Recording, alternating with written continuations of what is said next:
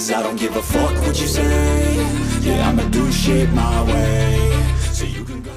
Nasib berbeda, 3 pemain keturunan timnas U17 Indonesia di laga lawan Korea Selatan U17. Pelajaran untuk Bima Sakti dari kekalahan timnas Indonesia U17 dari Korea Selatan.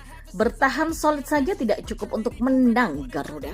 Some people burning me, but now they fucking learn to see I ain't the one to fuck with. Now they looking nervously, and I don't really care what you think of me respectfully. You can kick rocks if you think you're fucking better. See, I will outwork you, turn you to an... Timnas U17 Indonesia baru saja menjalani pertandingan uji coba untuk melawan Korea Selatan U17 di Stadion Patriot Bekasi, Jawa Barat pada Rabu 30 Agustus kemarin. Dalam laga itu Korea Selatan U17 sukses meraih kemenangan tipis dengan skor 1-0 atas timnas U17 Indonesia. Satu-satunya gol Korea Selatan U17 dicetak oleh Baek Gaon pada menit ke-65. Pelatih timnas U17 Indonesia Bima Sakti membawa 24 pemain yang masuk ke dalam line up untuk menghadapi Korea Selatan U17. Ini berarti Bima Sakti menyimpan 7 pemain yang tidak masuk ke dalam line up timnas U17 Indonesia versus Korea Selatan U17. Sebelumnya Bima Sakti mempunyai 31 pemain untuk menghadapi Korea Selatan U17. Dalam 24 nama itu ada 2 pemain keturunan di timnas U17 Indonesia. Mereka adalah Ji Dabin dan Mauri Ananda. Sebenarnya ada salah satu pemain keturunan yang masih bergabung bersama timnas U17 yakni Aaron Layem Sutila.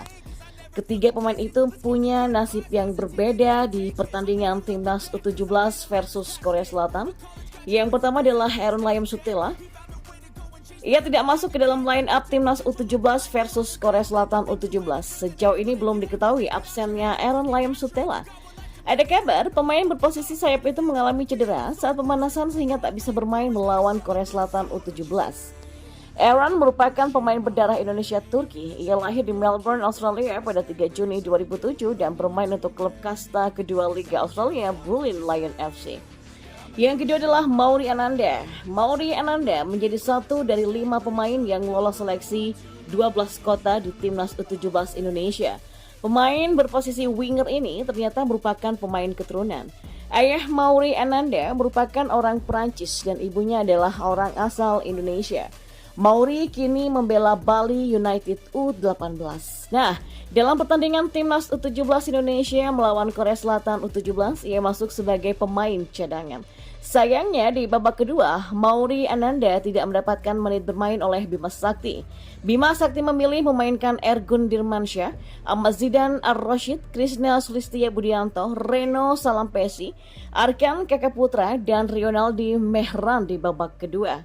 Nah, pemain keturunan ketiga adalah Ji Dabin. Ji Dabin merupakan pemain keturunan Indonesia dan Korea Selatan.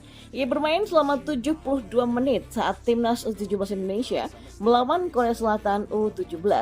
Pemain asal klub Asyop itu ditarik keluar dan digantikan oleh Ahmad Zidan Ar-Rashid. Dari ketiga pemain keturunan itu, hanya Ji Dabin yang mendapatkan banyak menit bermain. Ya, bisa dibilang ini wajar karena Ji Dabin sudah lama membela timnas U17 Indonesia. Dan sebenarnya masih ada satu pemain keturunan yang tak ada di laga timnas U17 versus Korea Selatan U17. Pemain tersebut adalah Welber Jardim. Bima Sakti sebenarnya ingin Welber bermain, namun ia harus kembali ke Brasil guna memperkuat Sao Paulo U17 yang akan mengikuti turnamen sampai 20 September nanti. Welber Jardim akhirnya akan bergabung kembali bersama timnas U17 Indonesia saat menggelar pemusatan latihan atau TC di Jerman pada September sampai Oktober 2023. Bima Sakti juga masih akan melihat 2 pemain keturunan lagi di Jerman. 2 pemain tersebut kabarnya berasal dari Belanda. Seperti diketahui, timnas U17 Indonesia akan tampil di Piala Dunia U17 2023. Turnamen itu akan digelar di Indonesia pada 10 November sampai 2 Desember mendatang. Timnas Indonesia U17 memetik kekalahan di laga uji coba Rabu 30 Agustus 2023. Garuda Nusantara harus mengakui keunggulan timnas Korea Selatan U17 di laga ini. Bima Sakti harus segera memperbaiki timnas Indonesia U17 karena Piala Dunia semakin dekat waktunya pun masih tetap sama seperti waktu Piala Asia. Ya, ironi memang, entah bagaimana Bima Sakti meracik tim ini untuk berlaga di Piala Dunia nanti. Seperti kita tahu, timnas U17 Korea Selatan hanya sebagian kecil musuh yang akan dihadapi di Piala Dunia U17. Entah bagaimana jika timnas Indonesia U17 ini akan bertemu dengan tim-tim besar seperti timnas Brazil, Jerman, Inggris, dan tim kuat lainnya. Jika dengan timnas Korea Selatan saja, timnas U17 seperti sudah sangat kewalahan. Ya, 3 kali timnas U17 menelan kekalahan dalam laga uji coba. Memang dalam laga uji coba kali ini, timnas Indonesia tampil lebih baik. Namun melihat permainan timnas Garuda Muda, tentu kita sangat prihatin dan ragu bisa berbicara banyak di Piala Dunia U17 nanti, di mana Indonesia menjadi tuan rumah. Dalam laga uji coba ini digelar sebagai persiapan Indonesia untuk Piala Dunia U17. Bima Sakti ingin terus memantau perkembangan timnya jelang turnamen akbar tersebut. Menghadapi Korea Selatan, Garuda Nusantara sebenarnya tampil cukup solid, namun sayang Baekgyeon mampu membobol gawang Indonesia di babak kedua, sehingga Indonesia kalah dengan skor 1-0 di akhir laga. Dari kekalahan ini ada beberapa pelajaran yang bisa dipetik oleh Arkan Kakak dan kawan-kawan dan juga pelatih Bima Sakti. Apa saja itulah? Yang pertama adalah lini pertahanan solid.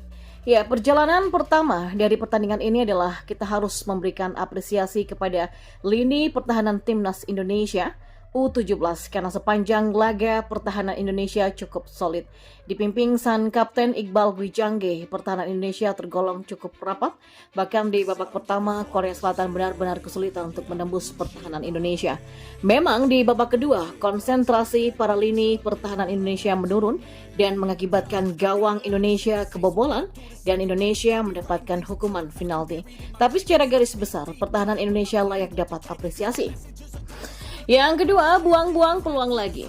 Di babak kedua, permainan Indonesia memang lebih baik daripada babak pertama, namun harus diakui bahwa penyakit lama Garuda Nusantara kembali kumat. Ya, Indonesia di babak kedua ini sebenarnya membawa sejumlah peluang, namun penyelesaian akhirnya sangatlah buruk. Peluang terbaik Indonesia di laga ini hanya lahir dari tembakan keras Zidane dan dari luar kotak penalti yang mengenai samping gawang. Selebihnya peluang-peluang yang tercipta sama sekali tidak membuat Korea Selatan terganggu. Yang ketiga, fisik masih perlu ditempa. Aspek lain yang perlu dibenahi oleh Bima Sakti menjelang Piala Dunia U17 nanti adalah ketangguhan fisik para pemain Indonesia. Di laga ini, timnas Indonesia U17 sering terlibat duel fisik dengan pemain Korea Selatan. Kebanyakan duel itu dimenangkan oleh Korea Selatan. Kekuatan fisik ini akan sangat krusial di Piala Dunia U17 karena Indonesia akan berhadapan dengan tim-tim dari Eropa, Afrika, dan juga Amerika yang punya fisik lebih kuat.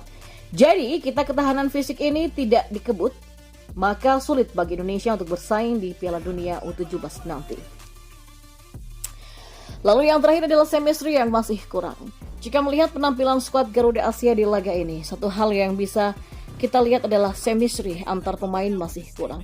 Dan ini terlihat dari bagaimana sering terjadi kesalahpahaman dalam mengumpan, sehingga permainan Indonesia sulit untuk berkembang. Dan ketika mereka bisa menyerang Korea Selatan, koordinasi yang kurang apik membuat peluang-peluang bagus terbuang dengan sia-sia. Bima Sakti masih punya waktu sekitar 2 bulan sebelum Piala Dunia U17 dan setelah itu timnas Indonesia U17 akan menjalani TC di Jerman. Jadi kesempatan ini harus dimaksimalkan oleh Bima Sakti.